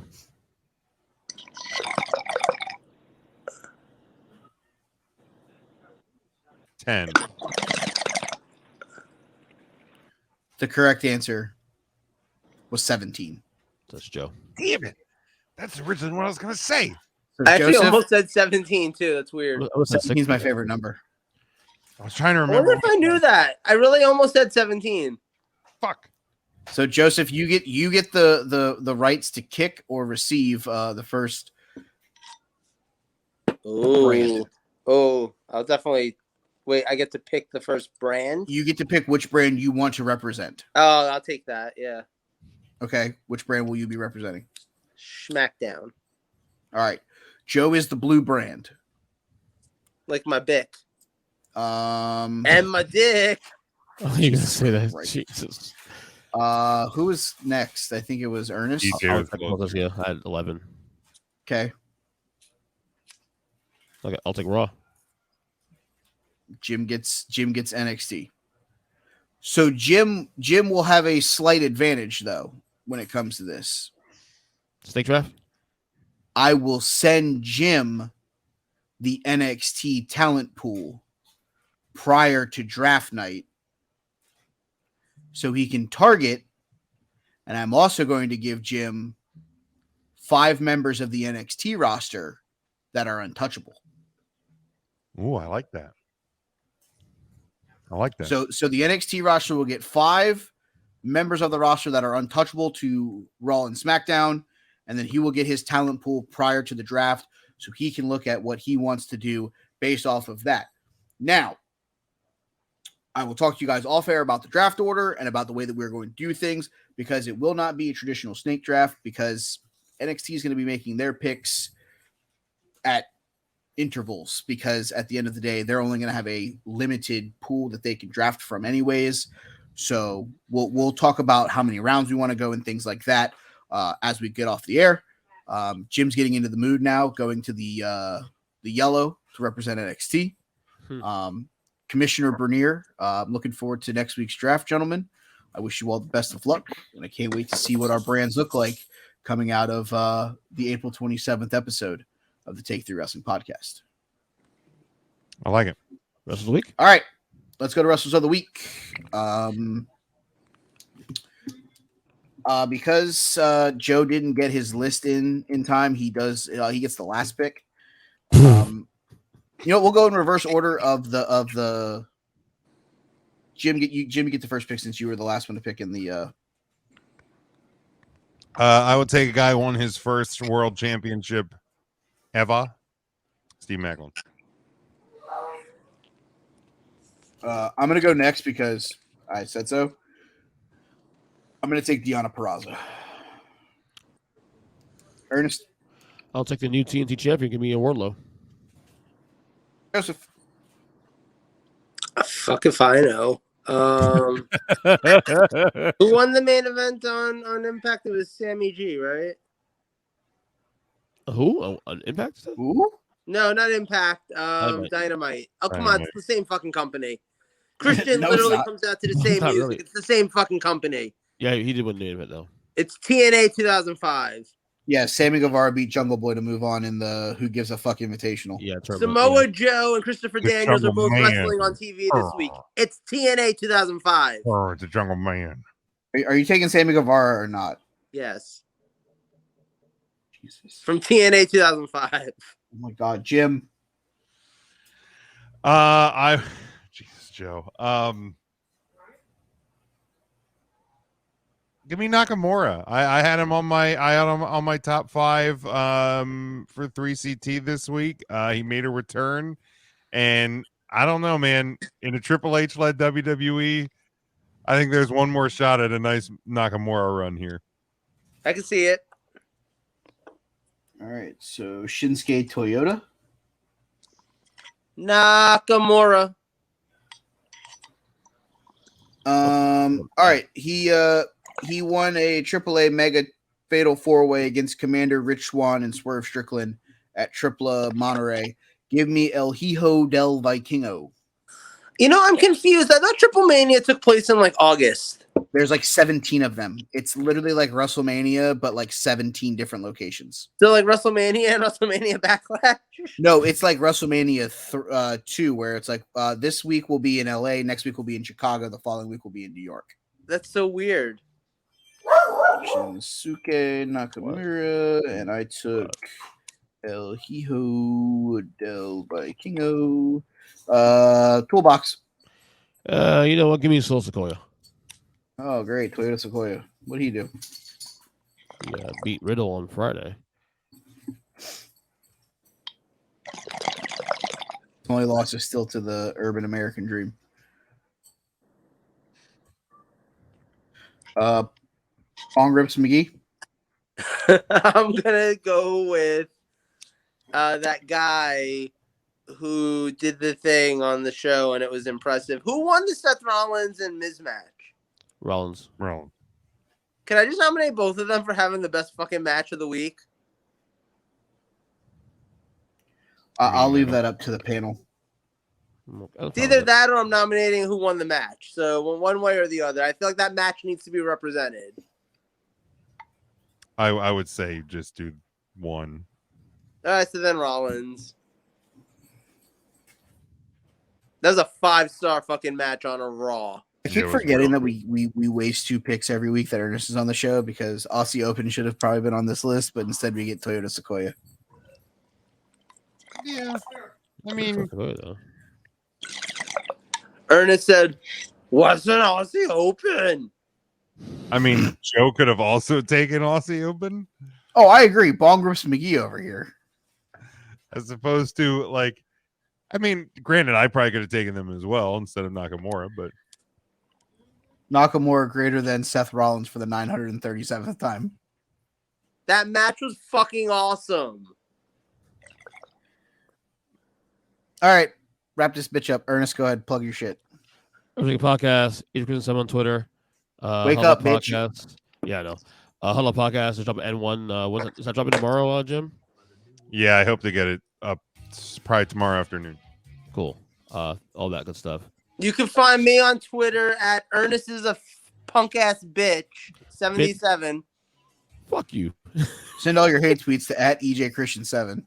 Joe, please look up to see if Ernest's podcast bitch 77 is available. If it is, we have a new handle, boys. Might be on Grinder. Fuck off. Grindr doesn't have usernames, silly. See, this is how we know you're straight. Hold on. What was it? Ernest. EJ Yeah, do EJ because I think Ernest would give it too many punk Too many characters. punk ass bitch. 77? 77. 20 that's a fair number actually. 7. No results for EJ is a punk ass bitch 77. There you go, God Joe. damn. Please make that Twitter account. Okay. And just I will tweet out daily screenshots of Royal Rumble 2020. no. So you know how like Luke Harper would just like it's Wednesday. You know what that means? Yeah. It's Thursday. It's Thursday. EJ is a punk. Make sure you put Paul Orndorff in the main picture also, okay? You put Paul Orndorff. That tomorrow. week. It's Friday. EJ is a punk ass. No, the picture's gonna be a picture of a fucking serial rapist fan. No pictures. Just words. No. Just The profile words. picture. The profile picture. Oh, well, yeah. I'm not gonna leave it as a stupid egg. You know what? Maybe we'll just take a screen capture of you sitting here looking like fucking Anakin Skywalker. Use the Force, bitch. Jim, Hey, by the way, anybody in for a Goldberg retirement tour? No, feel I free to want go him back in and listen to AEW. last week's show. I want him in AEW in the worst way. Period. Fortunately- End of fortunately, story. we're- I want Goldberg and the the Garcia twins to debut on AEW Dynamite on the same night.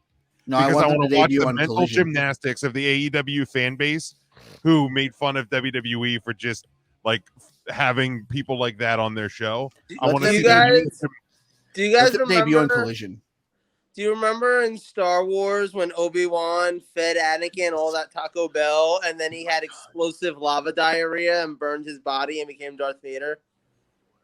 You can follow me at Big Jim Sports on Twitter. Hit the link tree there. That'll get you all of my podcast stuff. At 3 Count Thursday, we had a really good show this week.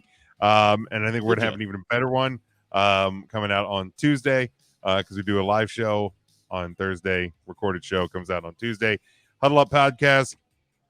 I actually got back on the horse and did 5 observations this week. So that'll be on a weekly basis. We are going to be recording our next batch of off-season episodes this upcoming week. Discussions with a nobody. Eventually, I'm going to get around to getting some more content out there. Things have just been nuts this month. So, yeah, but hit the link tree on at Big Jim Sports, and you'll find everything. Don't follow Joe on Twitter. Follow the new Twitter handle at EJ's a punk ass bitch 77 though, where we'll talk about how much Ernest is a punk ass bitch. You can follow the show at Take the number 3 Wrestling. You can follow me at They Call Me Burn. Like, subscribe, thumbs up, do all those fun things. You can find our TeePublic store, tpublic.com/Take3Wrestling. Can I do my Hulk Hogan? Oh no. Oh, look at the pythons, brother. Say your prayers, take your vitamins, hide your black wives, because I'm in town, brother. Good night. Buy the Fat Cider shirt, soon to be posted on our website or not. I don't care. At the end of the day, we'll see you next week for more Take 3 Wrestling.